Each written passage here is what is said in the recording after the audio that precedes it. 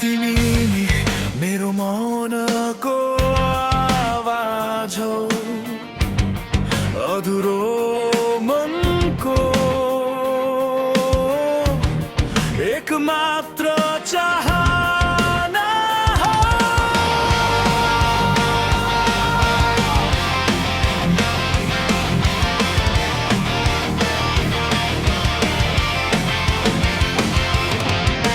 तिमी बिना बिहानहरू राधा जस्तै भारी लाग्छन्।